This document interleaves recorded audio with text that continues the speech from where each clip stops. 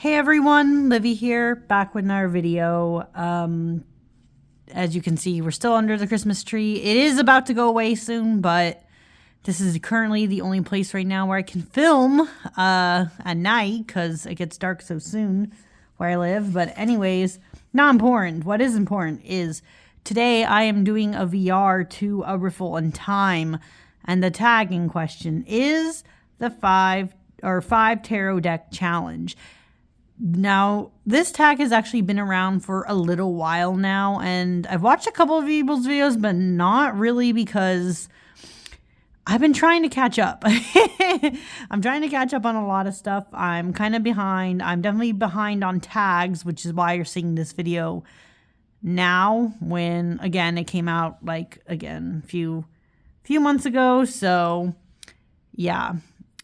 We're just going to launch right into it. As the challenge says, 5 tarot decks. There are 5 prompts, and I'm going to just use one deck for each of them. So let's kind of get started with deck number 1, which is show us the tarot deck you're currently using. Now, you guys might know this already, especially if you follow me on Instagram, but I actually use a few decks every month. So I guess I'll pick the deck that I feel like I've been using the most so far this month. And as the time of me filming this, so this is like January 2024. But a deck that I'm currently using happens to be the Monsoon Tarot. This is the standard edition. There is a deluxe. And then you guys already know, if you've been following me a while, I do also have the mini, but I'm just going to show the standard size. This is the Monsoon Tarot.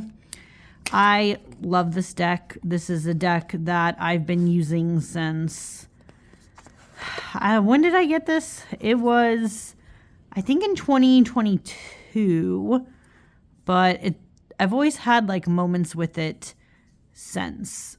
And this deck is beautiful. This is also a deck, by the way, at the time of me filming this, there were a couple people who requested I do a walkthrough of this deck. I probably will do that, but we're going to wait a little bit, but it is going to come eventually. Yeah, let's get into it. So this deck is beautiful. This is a tarot deck that I absolutely love because I love dreams. I love dreamlike landscapes. I love fantasy. I love the fact that it almost seems, despite being like very dream-esque, this deck also feels very, what's the word? It feels almost like it's very much inspired by like Japanese animation. So it has this like anime manga kind of feel, but at the same, or like Studio Ghibli-esque. But at the same time, it's very fantastical and different. This deck is great.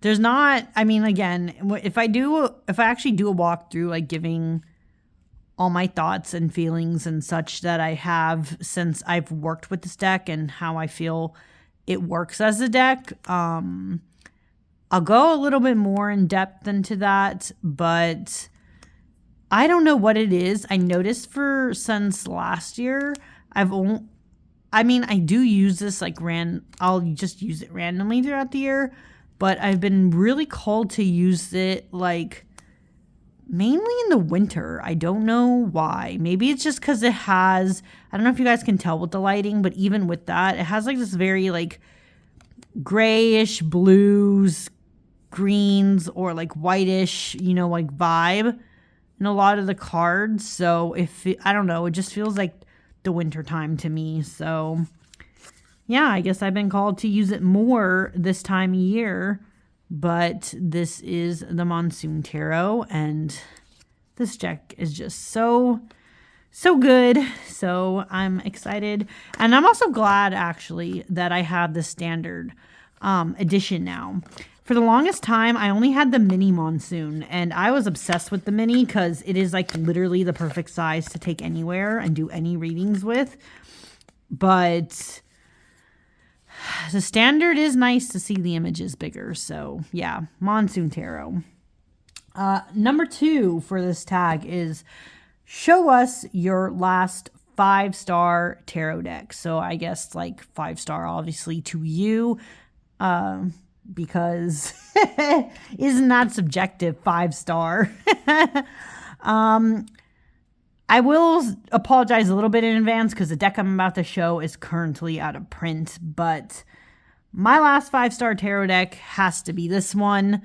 This is the, it says it on the side. This is the Spark and Pen Tarot. This is a tarot deck that, like I said, currently out of print. I don't know when or if or whenever it'll be restocked, but I hope it is. It does not come with a guidebook, but that's not relevant to why I would think it's 5-star. Okay. These are the beautiful backs. Rainbow. It's hard to tell under this lighting, but this is all like shades, like gradients of the rainbow. And it's on this really nice, well, it's actually kind of similar to the Monsoon. It has like a linen finish. This one's slightly glossier feeling though. That one's more like a matte linen. This is more glossy, and as you can see, it makes it like really easy to shuffle. But this is a tarot deck. Oh, and warning, because this deck, most of the people in this deck are naked, so just be aware. But like this, but this tarot deck is a 5-star for me because it has a lot of things in it that I really, really like. First off, the colors. I am, to say lack of a better word, I am a simp for colors. I love rainbow. Literally, I just love the rainbow and all the rainbow has to offer. And so for that, I love it. The other thing I love about this deck is that it's very different. It still like follows RWS meanings in my opinion. Oh, this fool is so amazing. Still follows RWS meanings in my opinion, but this deck decides to interpret the cards in its own way. So it's definitely not a typical Rider-Waite-Smith clone. And that's, I guess, more of what I've been attracted to lately is like decks that are not just the same old, okay? It's not the same old.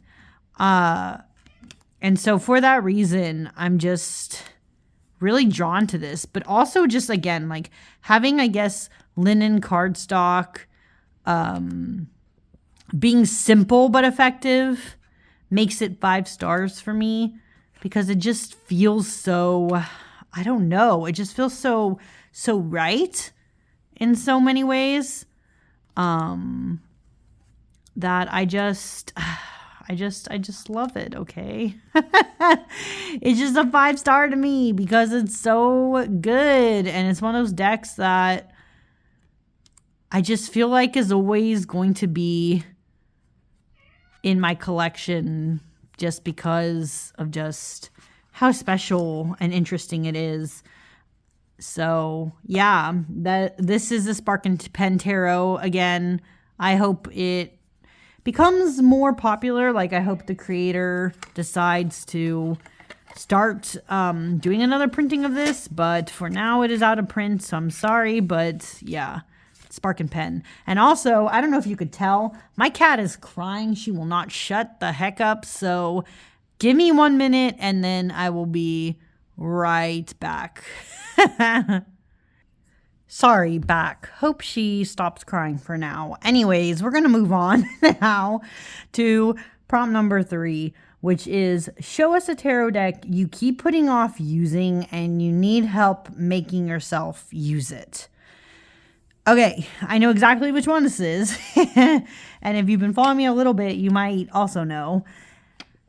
It is the Anima Mundi Tarot. This is an indie deck also, just like the other deck was. And I guess the other deck before that. Wow, all these decks. Oh, no, wait, no. One of these decks that I'm going to show today is not indie, but the rest are. But anyways, this is the Anima Mundi Tarot. creators right there. Megan Weirwaden or Wedden. I don't know how to say that, and I hope I say that correctly. Anyways, this is a tarot deck. You might have seen it a couple times through me. This is a tarot deck that is actually one of the oldest tarot decks that I own. It comes with this really glossy, as you can see, or not glossy, like metallic gold edging.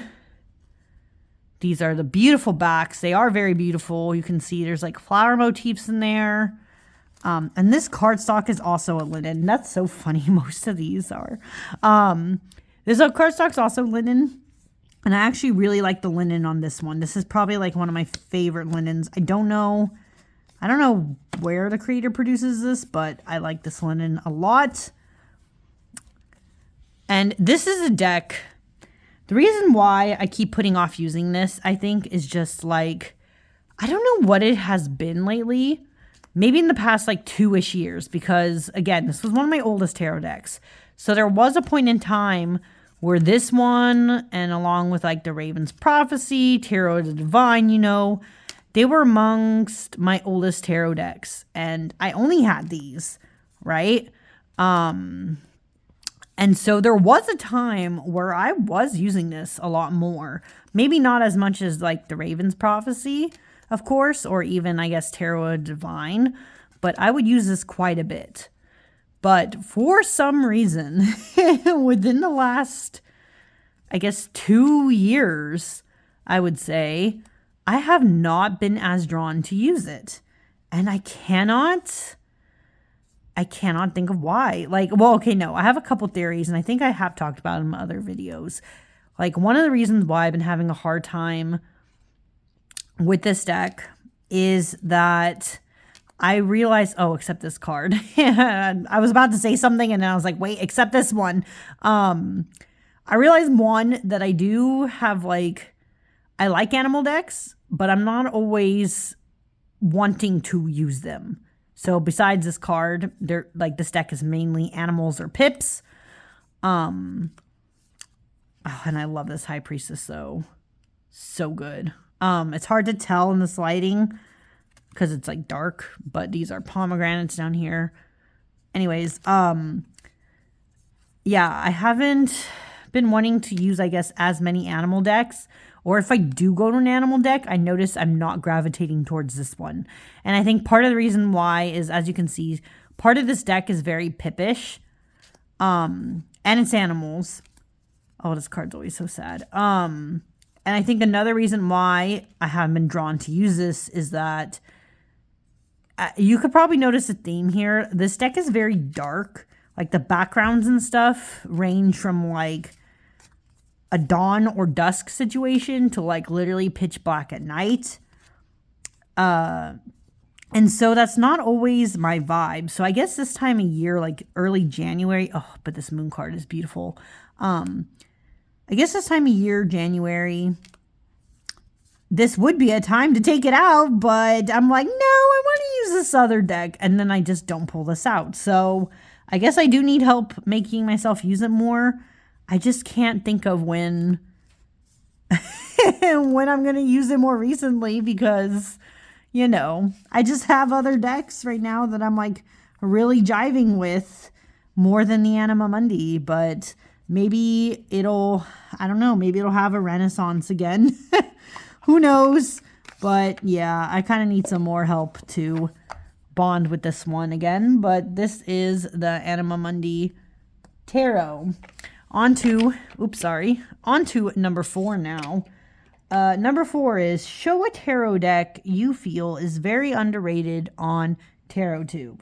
Okay.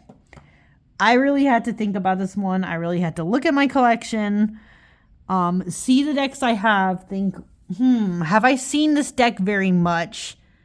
And if the answer was no, or basically not at all, then obviously that's very underrated. And I feel like every time I talk about underrated decks, this maybe pops up, so maybe people won't be surprised. But tarot deck that I think is very underrated is the Mini Cat Tarot. Yes.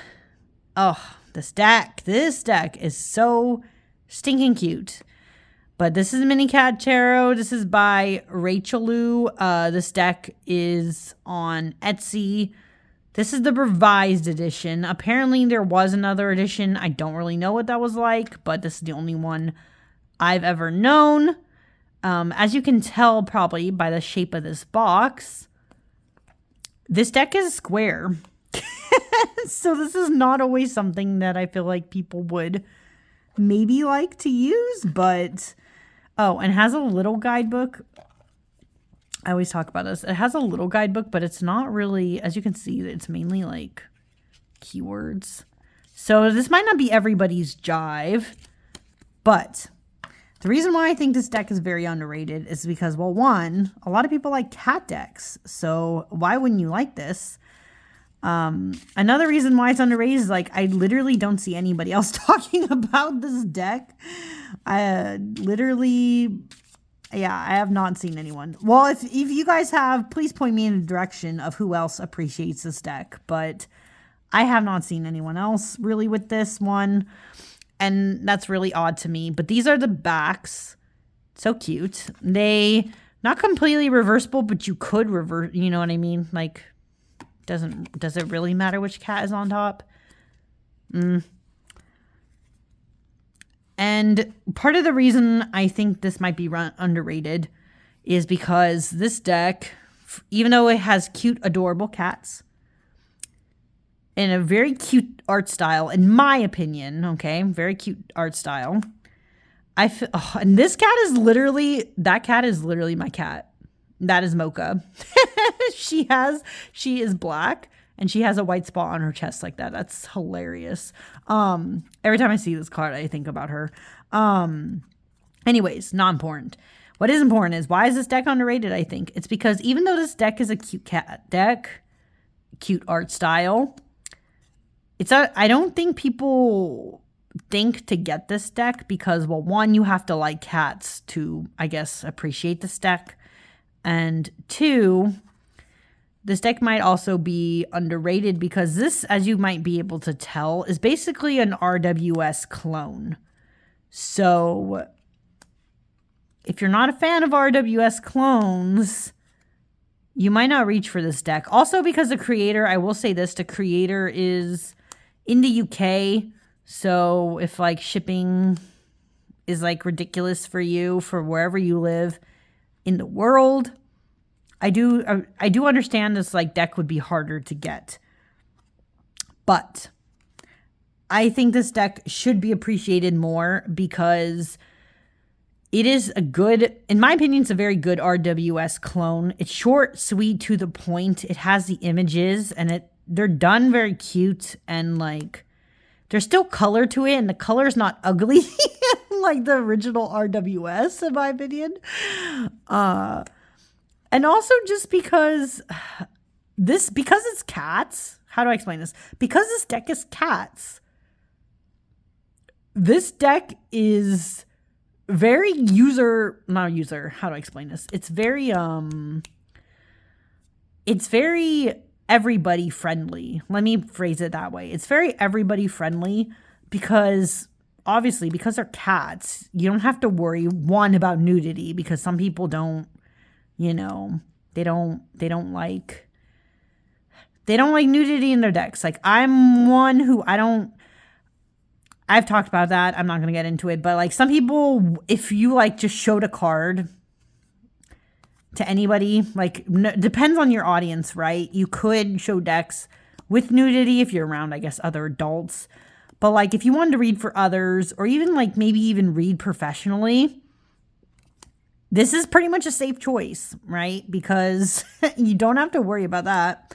And it's easy to read because, again, this is an RWS clone. So I don't know. This is just a deck that is so stinking cute. I just wish more people talked about this deck. I always get the urge for some reason to use this deck around the springtime. So I don't know. It'll be interesting to see if I pull this out again this spring or not. But I don't know. I just think it's a good one.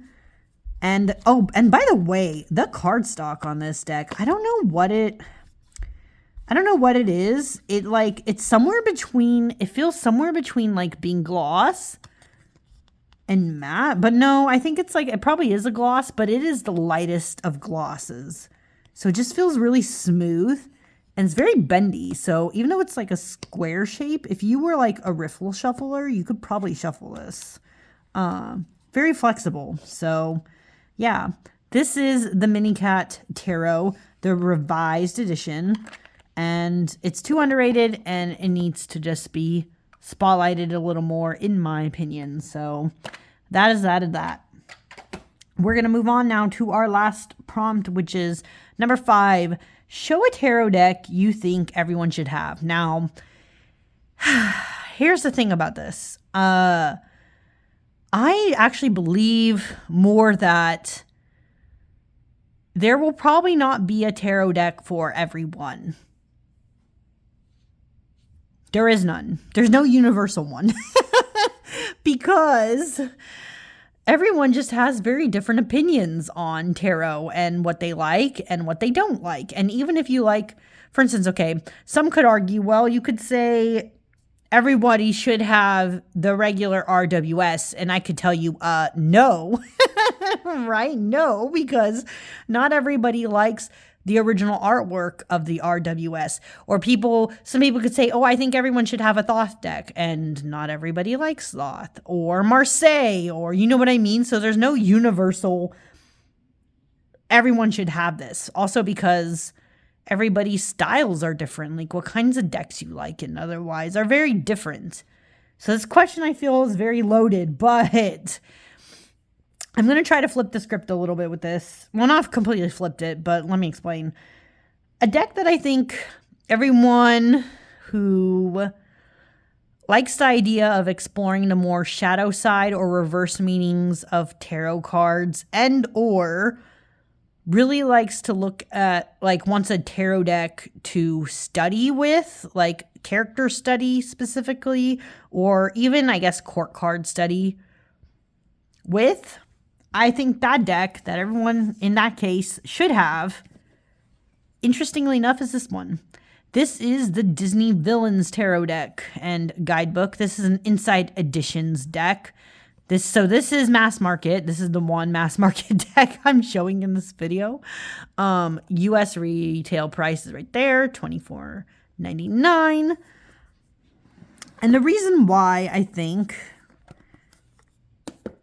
this is a deck that everybody should have, like I said, or at least not everybody, but like everybody who, or everyone who, again, likes the idea of character study deck and shadow reverse side meaning study of tarot deck should have this one, is because this deck is very, very smart. Despite being, as you can see, it can be kind of pips with feelings, this deck. But again, it's very, you could almost argue that it's not even pip, because they're just done so well and in a way that, again, it's like very smart. So it's not, what's the word? It's just well done, I guess. And what I mean by the shadow side too is, okay, I use this deck mainly in the month of October, and what I found using this deck is that, yeah, even if I did a reading where, like, technically, like, say you get the Magician, and you might think, oh, cool, I'm going to be the master of all things, or of my things, of whatever area of focus you're trying to go into in life. Well, we know, if you've watched the Frog Princess, right, from Disney, you know that this character, oh man, why can I not remember his name, but who's technically the villain of the movie, right? He is the master too much, in the sense that, you know, being really good at, like, voodoo and all that stuff basically gets him in trouble and almost makes it so that, you know, everything goes horribly wrong for a lot of people. And in the end of the day, being that master doesn't help him because he still gets thwarted. So it's like, it kind of just examines these,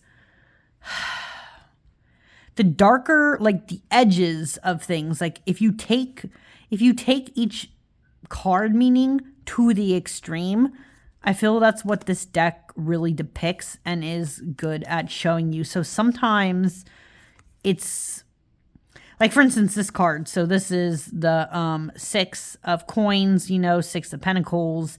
And we know normally this card is about generosity. Well, the clothes that they're showing here is the butler from the Aristocats movie. And he was generous with his time, but it became to the point where he started to think he was owed everything. And because of that, like, he got upset with the, I think she was a duchess, but he got obsessed with her, with like trying to get her winning, like her money, if she like passed on her inheritance basically, but she was planning to give it all to her cats. And that pissed him off.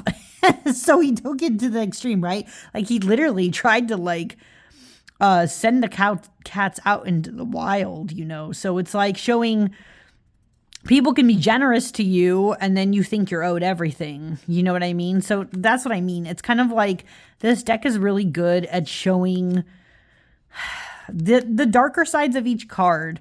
And I just realized I don't think, and part of this is reversed. I don't think the quartz are in here right now. Some of them because, the pages, but some of them might not be in here right now because I'm still trying to do stuff for my core card study video. But anyways, pages, right? These are just really good pages, really good knights, for instance.